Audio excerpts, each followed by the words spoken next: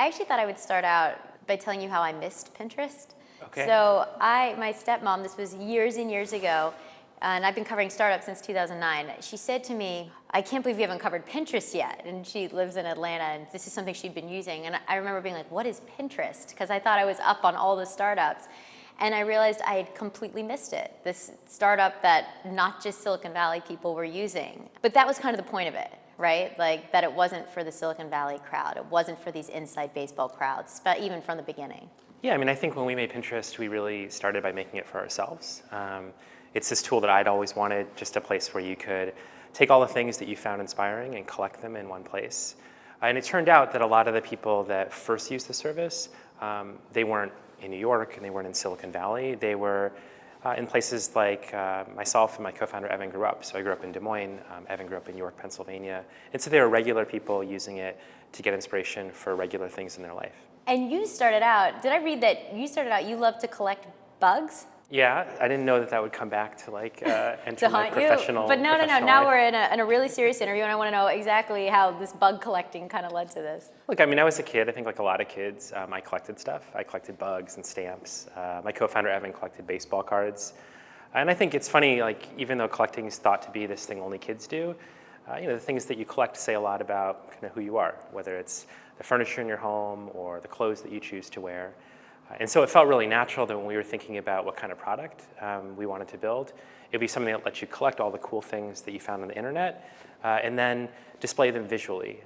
And both Evan and I are very visual thinkers. And so being able to see things as a collection rather than as a list or as a text document was the way that we wanted to interact with all those things that were meaningful to us. What's interesting about you is you don't really have the traditional Silicon Valley background. And I saw that you, at one point, went to go work for Google in customer service. And you were in, this isn't a typical engineering job. You were in charge of customers. What was your job exactly like there? I fielded a lot of like customer complaints, password resets, things like that. I originally had gone to school and I was pre-med, so my parents are doctors, both of my sisters are doctors. And when I decided I didn't want to go down that path, I thought being part of the story of the internet would be really exciting, because when I had used the internet kind of for the first time in college, I just felt like there was something so amazing about the fact that everyone has access to information at the same time all over the world. Like, what does it take? I always hear people say, like, I just thought it'd be great because, like, I saw this thing, the internet. Okay, like, it's easy to say in the rearview mirror, but, like, take me to that moment. Like, what was so special for you, bug collector, people person, Ben? Like, what was so special about it at the time? I just remember being in my dorm room and being able to look up anything and having it load super fast. And then just thinking, if everyone in the world is going to have that tool, it's going to change a lot of the things that we take for granted today. Because before the internet, a lot of the information you had access to was a product of where you happened to live or how close you were to a library. And so if everyone had access to information, I thought it would change a lot of things. And I just wanted to be part of that story. So I applied to Google because at the time Google was the #1 internet company. And I took that job because it was the only job I got. But I just wanted to be closer to the place where a lot of those products were being built. And so you're fielding calls, you're resetting passwords. What did you learn about people working there? Well, I think the thing I learned was that customers, sounds very obvious, but customers are kind of at the center of every business. And so even though Google is a technology company, there are other companies that consider themselves design companies. I think companies succeed or fail based on how close they can be to the needs of the people using the product every day. And customer service is like the very, very front line of that. And so years later, when we started Pinterest, I would put my cell phone number on all the customer service emails that went out, because I wanted people to feel like there was a real person on the other end versus kind of a robot that could actually answer their questions and understand what was working and what wasn't working about the service. It's an interesting point you make, because I think the criticism of Silicon Valley right now is they forgot about humans, or they forgot about people. When we're looking at the larger narrative around social media and kind of the human aspect almost seems to be missing. Well, I think a big challenge when you're building a technology product versus in another industry where you're serving your customers face-to-face every day is you're building it in one place and you have customers that are all over the world that you might not see and interact with every day. So at Pinterest, we take that really, really seriously. There's a value at the company called Put Pinners First, and it's supposed to be a reminder that everything we do, it's not in pursuit of technology and it's not in pursuit of competition. It's about real people. And then we try to do things at the company to make sure that they don't fall out of touch with those customers. So we bring people to the office. Like I usually get lunch with somebody who uses the product almost every week. How do you find those people? You just reach out and you say, I founded Pinterest, I see you're using it, come have lunch with me? Basically, yeah. Now we have a team that does it, and they'll try to find people from different neighborhoods, and also people who both love the product and then people who don't love the product. So we get pretty honest feedback. And you have lunch with the people who don't love the product? Yeah, just to ask like what didn't work about it for you, what could make it better. What do you hear? Well, I think that one thing that we hear is that people don't always know how they're supposed to use Pinterest. So our users that love it describe Pinterest as a tool they use to get inspiration for things in their everyday life. But that's very open-ended. For someone like me, like I'm a young parent, that means finding recipes, it means finding activities for my kids. For other people, they're kind of professionals and they want to use it that way. We had the director of Crazy Rich Asians come out and said he did all the storyboarding on Pinterest. We've talked to professional designers that do all their projects. And for other folks, they're making a change in their life. They might have moved to a new apartment or a new house. They might have taken a new job and so they want a new outfit. And since it's so open-ended, the most common thing we hear is, it seems like a cool tool. I know other people that use it. I'm trying to figure out how to make it useful for me. I saw that the first 5,000 users you actually emailed and tried to reach out. What was the most interesting feedback you got then? I think the most interesting thing was hearing where people got tripped up in terms of the design and making it really simple and intuitive. So we try to make our products as simple as possible. But it's pretty hard to tell if you don't talk to a person face-to-face where people are getting a little bit tripped up. So we used to like go to the local coffee shop and buy people coffee, and then we'd ask them to try to use the product, and we'd just watch. And whenever they looked at us for help, it was probably a sign that the product wasn't designed in the right way. Pinterest right now, especially in the narrative of social media and what we're all kind of looking at, Pinterest isn't inherently social. I don't know if people actually realize this when we're trying to figure out what exactly is Pinterest and what's the idea behind it. The idea isn't to be social. Am I correct? Yeah, I mean, Pinterest is, at its most basic level, it's just about you. It's like your inspirations, your hobbies, the things you want to do in your life. And it's not about following the news. It's not about accruing followers. It's not about following celebrities. It's really about your personal interests. And so people get confused because there are other people that use Pinterest, and they help come up with the ideas that you find. It helps power the recommendations we give you. But the goal is for you to find things that can inspire you to do things in your life rather than to be interacting with those other people all the time. Because Pinterest could have been like Instagram, and that you have tastemakers on Instagram and inspiring things, but you have this whole other narrative now that people are looking at these fake filtered lives and not feeling so good about themselves. Like Pinterest, I think, seems to be positioning itself as a place where, in a narrative of social media where people are beginning to question whether it's actually good for our mental health. Pinterest seems to be having slow and steady kind of been on this climb of not being in that category. Is that purposeful? Well, the way people have always used the product is they've used it to get inspiration for their life directly. So people redecorate their home, they plan their vacations, they find lesson plans if they're teachers. And then the narrative, I think, is something that we don't write about the industry. That's sort of caught up.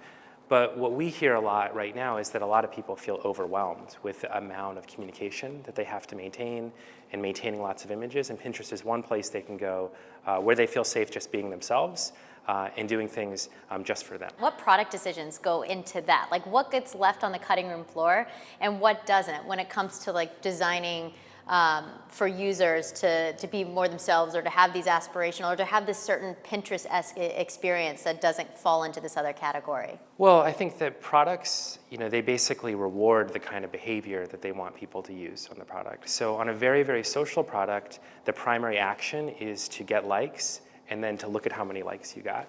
And so that naturally encourages people to create more content that gets more likes. On Pinterest, the goal is to get you to collect inspiration and then hopefully get you to get offline and go do those things. Do people do that?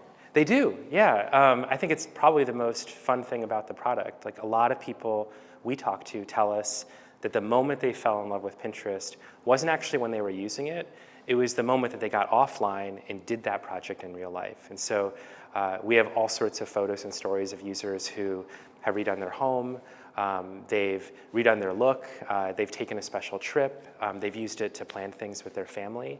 And Pinterest was the starting point, but the ending was offline. It wasn't with their phone. It was something that they did in real life. As a founder here in Silicon Valley, when you look at other social networks, and I'm sure you hear this all the time, it's the move fast and break things. It's the quick growth, growth at all costs, which we see Facebook are having some massive issues with the whole growth at all costs. I mean, Pinterest has been purposely kind of on the opposite. And what's interesting about you is I think you're a founder who, I'm sure there's been a lot of pressure to grow the user base or to make certain decisions that would mean building out the company quicker, getting more users in a quicker way. And you have a different idea of growth. Can you explain it?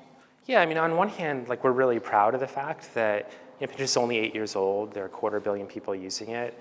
But we don't keep score by the number of people that are using the product. We try to keep score by whether the product is playing a positive role in people's overall life. And I think that a lot of technology companies are grappling with this tension between just growing at all costs and making sure that the way that the technology fits into people's lives is something that they consider positive. So our number one goal is to make sure that when people use it, they find it inspiring, and eventually some of those inspirations translate into things that they do in their everyday life. And if achieving that means that we have to go a little bit slower in terms of growing the number of people, we feel like that's a good trade-off to make for the long-term good of the service. I saw that you didn't acquire users through marketing or paying social media influencers. There, like any tangibles on how that actually plays out. Well, I think there are a lot of things that we could do in the product that would grow the number of users faster, but that wouldn't be in line with the spirit of it being a tool to give yourself inspiration. So one example is in the really early days, a lot of people told us we want to be able to keep our boards secret and just for us. And they had really good reasons to do it. They're like, I'm planning a wedding. I don't really want everyone to see my wedding inspiration. Or I'm planning a birthday party. I don't want everyone to find out about it. And so pretty early on, we allowed people to keep as much of their content as they want secret, even though publishing the content in general would probably attract more users in the short run. We just felt it was important for people to feel like, hey, there's a safe place where I can just put things for myself. And that opened up people and kind of freed them to use it for more and more things in their life without worrying, oh, is my boss going to find my fantasy home board and judge me about that? I mean, and how have you dealt with pressure from Silicon Valley or investors or the outside pressure that comes with being a billion-dollar company at this point? Well, we've been really fortunate that I think both of our investors and our pinners seem on board with the long-term mission of the company. I think the reason that they're given comfort is because if you use Pinterest, it's pretty clear that there's an alignment between what people are there to do. Right? They're there to get inspiration in their life, to get new ideas, and what businesses want from an advertising product. Like they want to inspire people, they want people to use their products. And so as long as we maintain that alignment and build those products, there's confidence that over the long run, we can build a really healthy business. What do you think is you have how many, 250 million users? So 250 million users, that's a pretty good dent on society. What do you as a tech leader, and increasingly leaders are in these really influential positions to shape society, to shape mental health, to shape community, what do you feel is your moral responsibility? Well, I mean, I think everyone who owns a business has a moral responsibility that starts with their customers, right? Are you building something that plays a positive role in people's life and is valuable? And I think a mistake that a lot of companies make is there are things that are valuable that may not play a positive role in people's lives. And we really strongly believe that making Pinterest a place where you can get inspiration and go do things is something that's a net good for folks, and we need to kind of guard and protect that. So that's just at the customer level. We have responsibilities to our employees, right, to create a workplace that embodies the kinds of values that we care about. And we care very much about creating an environment that's inclusive, where people from lots of different backgrounds can be kind of judged on the quality of their work rather than something else about their background.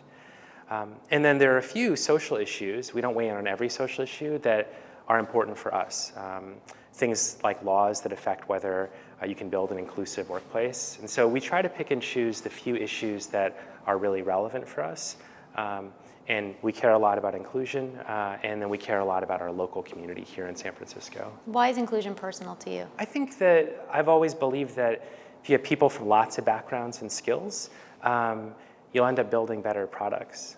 My mom is a surgeon, and she's Chinese, and when she was going through residency, she was one of the only women and one of the only Asian women. And it's just so obvious looking backwards that it's a net good now that there are men and women who are doctors, that you can be a doctor regardless of what race you're from. But that hasn't fully translated into a lot of other industries. And I think the tech industry is grappling with this right now.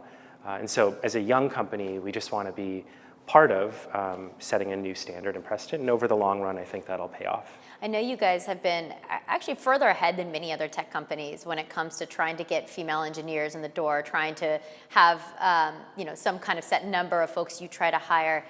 In the time I've been covering tech, I know in the last couple of years is the women's movement, there are people being called out for bad behavior. It's a very fascinating time for diversity in Silicon Valley. And then there's the opposite. There are things we're not allowed to talk about. There are the conversations that happen behind the scenes. People who don't want to take meetings with certain people at certain hours. Is there anything, this is a weird question, but is there anything that you find complicated about this narrative of diversity or inclusion, the nuance? Like, what is the nuance of this conversation that's hard to actually really talk about? What are you struggling with behind the scenes? Well, I think that a lot of people focus on diversity when they look at the numbers, but what they're really after is an inclusive work environment where no matter what background you're from, you can work in a harmonious way. And so I think that's a little bit of a softer thing to talk about, and it's hard. And then I think the other thing that's difficult is we live in this real soundbite culture where I think a lot of people are afraid to say anything wrong, and so they choose to say nothing at all. And if you can't have an honest dialogue about things, it's hard to get to the root of where there are disagreements and get underneath that. So those are two things that I think are harder to talk about, but are kind of at the core of what needs to change over the next few years. What do you guys do at Pinterest to try to have a little bit, more of an honest conversation about it? I mean, there's a whole range of things. I think that the most important is that the leadership of the company talks about it openly, so it kind of gives people permission.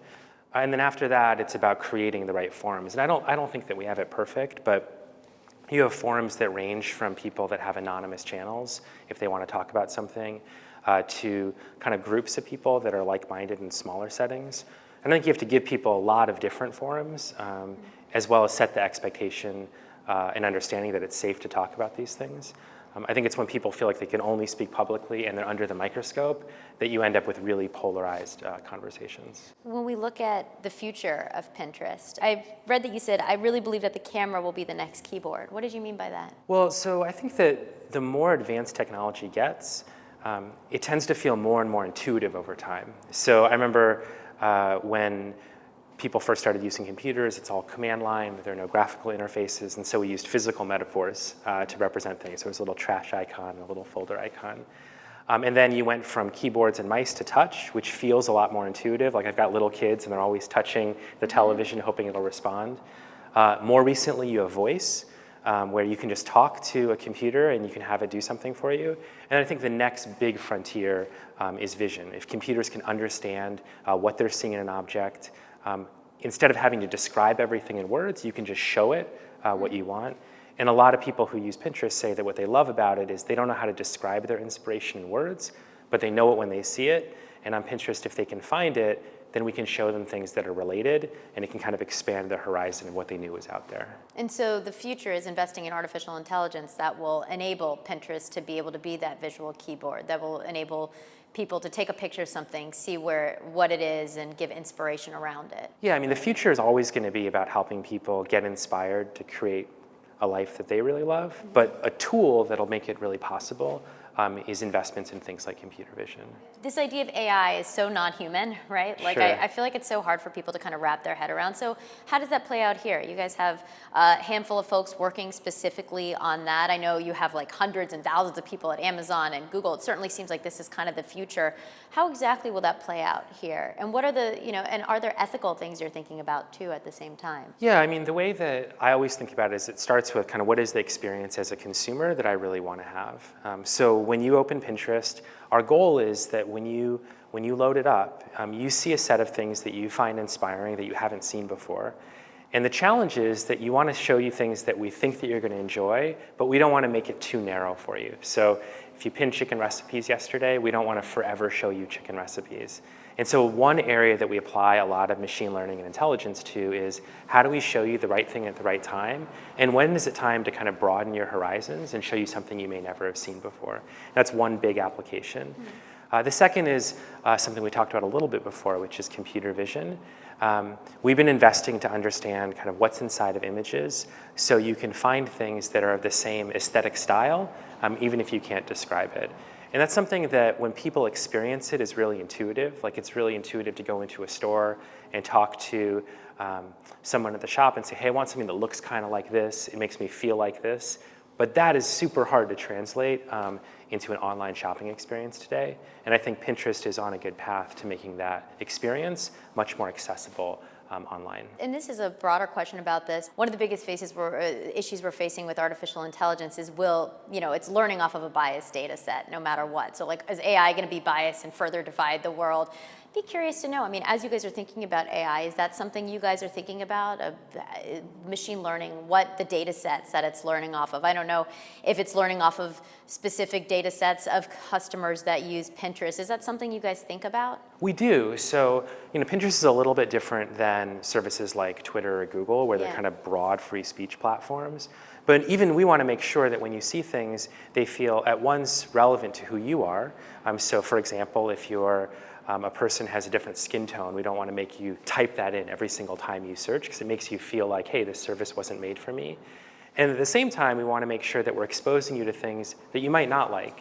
And you can tell us, hey, that's not my favorite, but we're not narrowing you farther and farther, so you only see things that you enjoy and you've seen before. And that's the kind of tension and balance that we're always playing between broadening your horizons and showing you things that we're pretty confident that you're going to like. It's so interesting because I think right now, like the whole idea of social media was connect us to all these different worlds, and then we're all sitting here saying, oh, I think I'm actually less connected than I've ever been, and I'm in these filter bubbles that are only reinforced by the algorithm. So, I mean, ethically, that seems like a pretty big deal that you guys are doing that. Well, I think that what our users want is they want to be exposed to a broad range of things, and they also don't want to have to filter through lots of irrelevant things. So that's the challenge that we've undertaken. As you guys collect, and this is the question for any tech company, data, so much data on users, now you're adding AI, how do you make money, also advertise, and keep data safe? I mean, what do you say to users who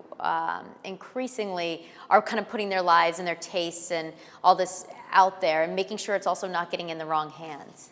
Well, so, it starts with that basic alignment we talked about before between what advertisers want and what our users want. Our users are using the product literally to discover the products they want to buy, the places they want to go. And in that world, it's really useful to have advertisements that can fulfill that need. And then at the same time, there are two other important things. Like one is we need to take the security of our users' data very seriously, and we invest in that. And we need to be very transparent with people about what they can expect from the service. And so we work really hard to make sure that it's very clear to users what's private, what's not, and what they can expect for the use of data. I asked my stepmom, I said, I'm going to interview the Pinterest CEO. She's been an early adopter. I said, what's your likes, dislikes? She had many, many likes. And then she said, I dislike the promotions, the ads. So how, as you guys move into making money, as you guys are experimenting with new ways of making money, do you keep that ethos for these users who loved the organic, quality of Pinterest now that there are different types of ways you guys are making money? How do you maintain that balance? Well, I think that our goal is always to measure the overall quality of the experience, including the ads. And so we look at the relevance of the ads and how often people are clicking and interacting with them as a primary indicator of whether we're showing you the right thing. One thing that's a little bit different about Pinterest is a lot of the content that you'd consider organic, so the things that weren't put out there by advertisers, is still commercial. So people have a board called My Favorite Shoes or Stuff I Want in My Home. A lot of that's commercial content.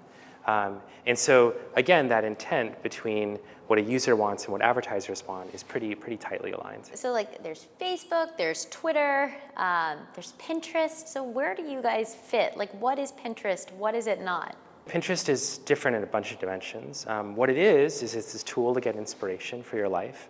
And there are kind of three things that sit at the core that I think make it really different. One is it's about you.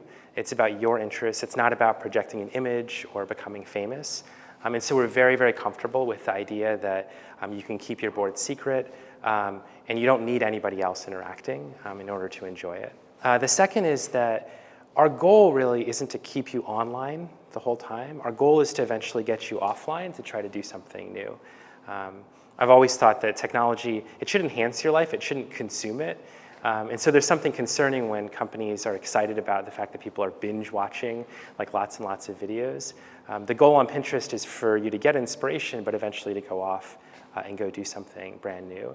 And then last, we really want to make it a positive and inspiring place. There's a lot of negative content online, and we want the overall feeling on Pinterest to be one that's inspiring.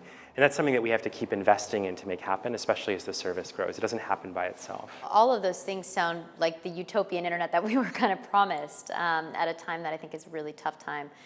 Is it difficult to do that and navigate growing quickly and creating a real business? For you personally, how has that, do you ever struggle with some of those lines? I think long term, if we fulfill those goals, it'll be the right thing for the business. I don't think the hard thing is the tension between business objectives and those objectives. I think the hard thing is literally engineering those environments so they're inspiring and positive. When the internet was really early, it was considered this really idealistic place, but I think that was mostly because a lot of the people that were using it were pretty idealistic people, and they had to spend money to be part of it. They had to buy a modem and they had to buy a computer. Yeah. And when the internet scaled, what we found is that the same human vices that exist in the real world are going to translate online. But we're still in the early innings of figuring out how do you engineer those environments to, on balance, be positive or encouraging or inspiring. It's interesting. I saw that when you started hiring engineers at the beginning, when you need great engineers, it wasn't just about the talent. You also screened for values. What were the values you screened in engineers? We wanted people that, first of all, were kind of obsessed with end user customers. So they were just obsessed with customers. So we love people that... You wanted engineers who liked people. Yeah, and who liked building? No, I don't think it's hard. But there are definitely some people that love technology for its own sake, and that's great. Yeah. We looked early on for engineers that saw technology as a lever or a tool to make people's lives better. We looked for people that were interested in multiple things in their life. So one of our first engineers was originally an art major and a cartoonist, and then swapped over to be an engineer. Another guy had all these crazy hobbies, and engineering was one of the things that happened to pay the bills. But we found that really multifaceted approach helped us produce better products. And then in some ways, the selection goes the other way as well. People who agreed to work were also people that loved the product itself. And people who love Pinterest, the product, tend to value things like inspiration and creativity. You talk about engineering this world, and I don't think people realize it. All these product decisions are made for people, right? And to get us our eyeballs on screen or not. I mean, is it hard to engineer that world? What is engineering that world that you're talking about that you actually say will create a better experience online? What engineering decisions go into that? I think it really comes down to the method of building products. I think Silicon Valley at times has been a little bit too focused on just looking at metrics and data as the only indicator, rather than checking the data with interviews with real people and conversations about how the product is actually translating into their real life. So that holistic look at how a product fits into someone's life, I think is the basic kind of building block of making products that are positive and inspiring for people over the long term. I've asked every founder I've interviewed this question. What do you think is the single most important ethical issue when it comes to the future of technology and humanity? I've never thought about technology as like good or bad. It's not moral or immoral. I think technology is a tool, and then it's what you do with that technology. So I think the question that a lot of companies and leaders have to ask themselves is, what do we want the technology to be used for at the end? And then taking responsibility for what that is over the long term. And that translates to different things for different companies. That means something different in biology than it does in social media, than it does in AI and robotic cars. But having a very, very clear and articulated position of what do we want the product to do for people's lives at the end, I think is the prerequisite to directing this amoral force, which is technology, into the right direction. So what does that mean for you guys at Pinterest? I know we've talked about it broadly, but let's go down the pipeline. At the end of the day, What does technology do in the most extreme of circumstances, or as we've looked at how this tool is used for good and bad and all that, how does that play out for Pinterest? Well, so the first thing is that we would want Pinterest to be something that's inspiring for people all over the world. So not just in the United States, not just for a certain demographic, but something globally. And that means that we need to understand kind of what are the things that are inspiring to you, regardless of what culture you're from or what your background is. Second, we want to make sure that it's not just an inspiring feeling, that you have the opportunity to go do something in your life. And so we focus on getting people offline to do something and rewarding them for that offline behavior. And my personal belief is that it would be a sad world if people spent all their time immersed in technology rather than technology kind of enhancing all of their time away and offline. I just think that's so interesting because what's so funny covering this this community for a decade is like, I don't know if a lot of people share that view with you. I mean, you would think that people really do want to get offline, and people really do, but we are at a moment in time, and I, as an optimist of technology, as someone who cares so much about tech, I worry that we're at a time where we have never been more immersed in tech, that someone said to me, we are becoming our own avatars, that our world is beginning to look like a chat room, that some of these behaviors online are translating in a bad way offline. Do you think, you have young children, are you optimistic about the state of the world and social media and how we move forward? I'm optimistic. I mean, there are definitely real challenges ahead that I think people are talking about openly. But when I think about a lot of technology products I use, a lot of them have been really liberating and enriching. It's funny, I was coming to work today and I don't have a great sense of direction. So maps with turn-by-turn directions has been kind of a life-changing invention. But I think about how freeing it is to be able to jump into a car and then go anywhere with the direction of a map. It enables you to interact with the real world in a much more powerful way. And so that's an example of technology that really enriches your real-world experience. There are other things I'm less excited about. I get sad when I see, kids glued to an iPad with headphones in, like all day, even though I'm a parent and I have young kids, and sometimes it just has to be done. But I feel like giving especially kids time offline and then teaching them how technology is a tool, but it's not an end in of itself, is something that a lot of parents are thinking about today. Do you think tech leaders are thinking about it too? I can't speak for all tech leaders, but a lot of the people that I have spoken to do think about that and take it seriously. I think that people want to build products that are useful for folks' lives, and that can only be judged in the full context of their life, not just in the graph that's measuring how much they use one individual product. I think when people look at Silicon Valley leaders, no matter who you are, there's this narrative that you're killing it or crushing it. I'd like to think that we're kind of out of that for a little bit, but so as someone who is a prominent tech leader, could you take us to a moment you failed? Could you take us to a moment where things just didn't go well? Be human for a minute with us. Sure. I mean, there's so many mistakes. But we don't get to see them. We see made. Pinterest and billion-dollar company. Just to take it back in history, we founded the company in 2008, and we didn't even launch Pinterest until 2010. That's because the first couple of products that we tried to build, nobody used. And then along the way, we've made tons of mistakes. We made mistakes in products where we thought things were a good idea and that they didn't work out well. What? Gosh, a lot of little things. We once tried to launch a product where we put maps onto everything that had location, and the way that we built it just wasn't intuitive for people, and so they couldn't use it, and so we had to pull it back out of the product. We made mistakes in hiring people where someone has a great background, but it doesn't turn out that they're the right cultural fit for our company.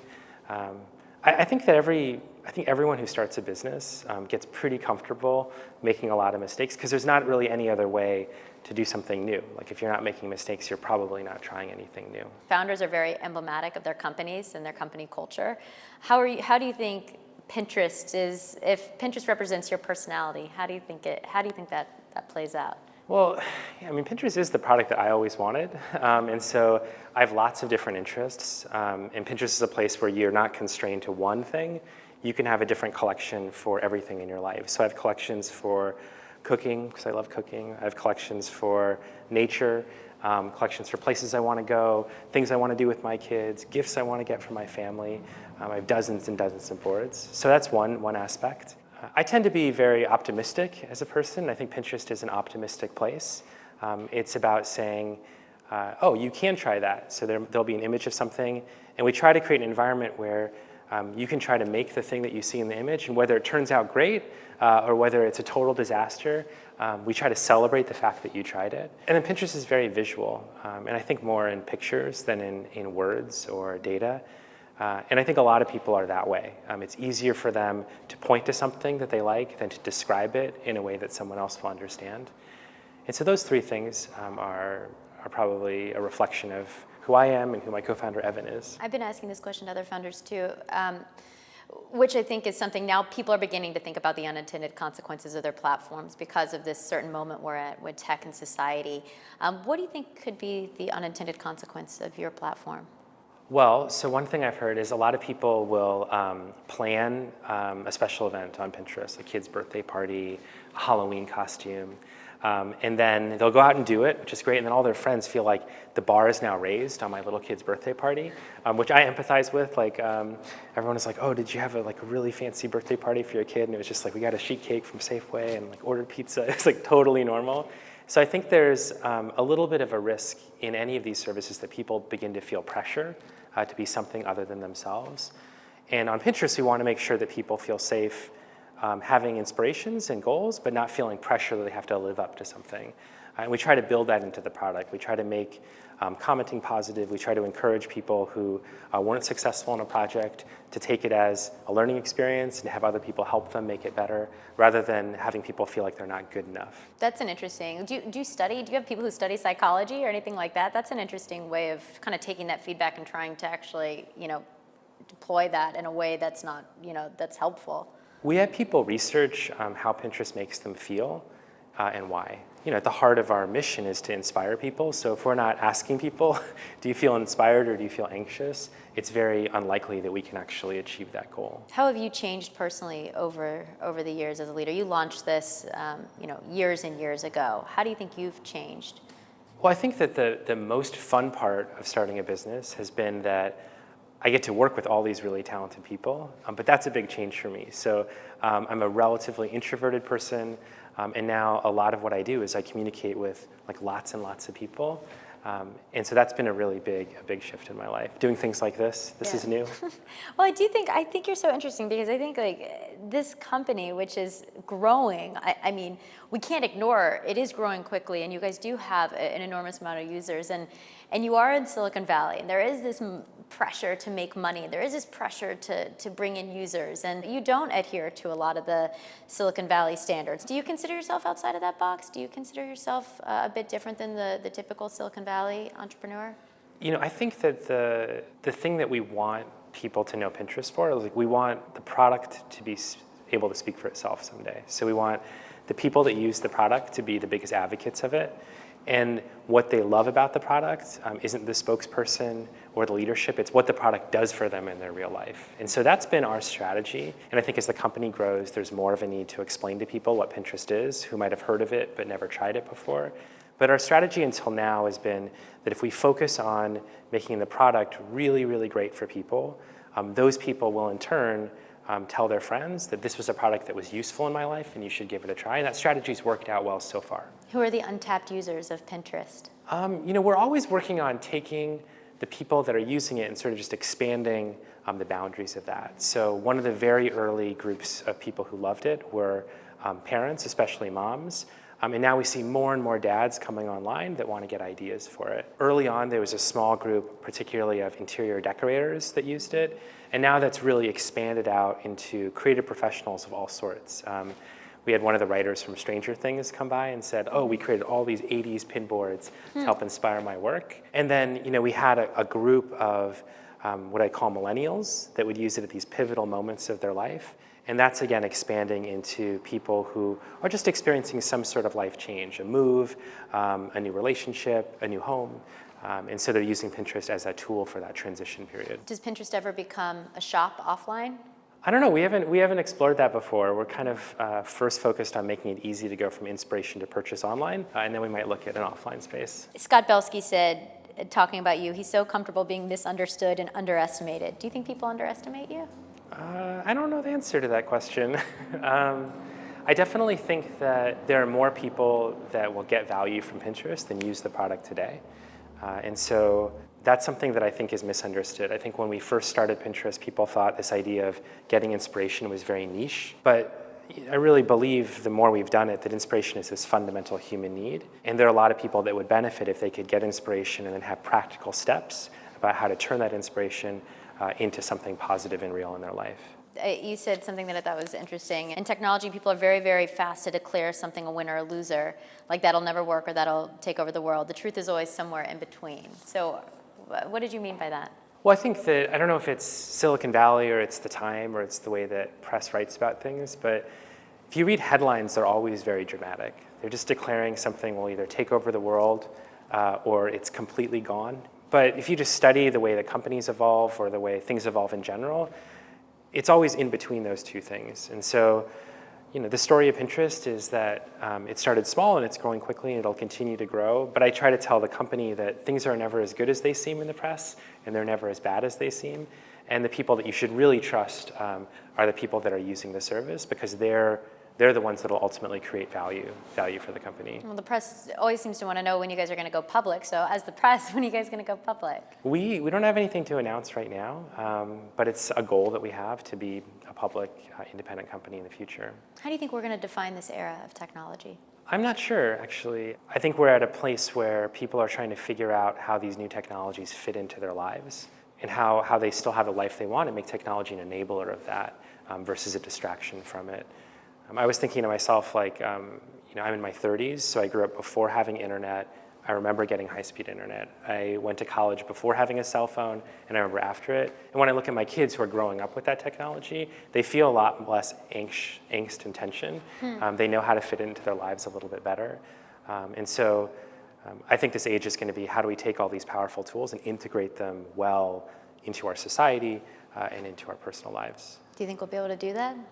Yeah, I'm an optimist. I think we will be, but it'll take work. I don't think it'll happen by itself. And so I'm happy that there are so many leaders, like in technology and government, all over the world, that are thinking carefully about how we want to direct technology to be a force for good, because I don't think it's a foregone conclusion.